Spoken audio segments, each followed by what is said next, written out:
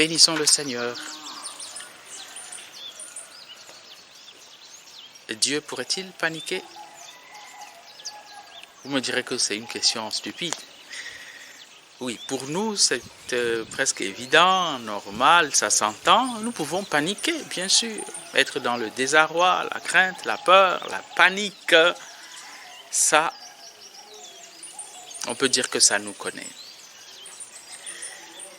En Matthieu 9, 23, lorsque Jésus arrive dans cette maison, c'est la panique et le désarroi. La jeune fille est morte. Mais Jésus n'a pas été appelé pour venir partager leur panique. Et on met la foule dehors. Dieu voudrait fermer la page de la panique et de la peur avec nous et ouvrir pour nous un nouveau registre, celui de la confiance et de la foi, de la sérénité en Dieu. Pourquoi? Parce que Dieu ne peut pas paniquer. Alors, Dieu présent, pourquoi paniquerions-nous? Pourquoi avoir peur? Lui, qui a tout en son pouvoir.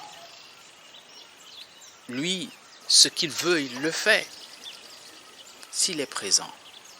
La question c'est, lui, il est présent, omniprésent, présent toujours et partout, mais nous, est-ce que nous sommes présents à lui? Est-ce que nous mettons notre espoir, notre confiance, notre espérance, notre appui en lui ou ailleurs dans d'autres sécurités? C'est là que nous avons à paniquer. Le Seigneur ouvre un nouveau registre pourvu que nous mettions en lui notre confiance. Soit dit en passant, si Dieu contrôle tout, s'il a main mise sur tout, il y a quand même une chose qui lui échappe. Oui, c'est ma liberté. Dieu s'est interdit lui-même de toucher à ma liberté, à ta liberté. Mais si je prends ma liberté, que je la mets dans les mains de Dieu, ma volonté dans la main de Dieu, et que je mets en lui mon espérance, alors véritablement, tout est entre ses mains. Et là, pas besoin de paniquer, d'avoir peur. Nous pouvons reposer en lui avec confiance. Il en sera comme il l'aura voulu.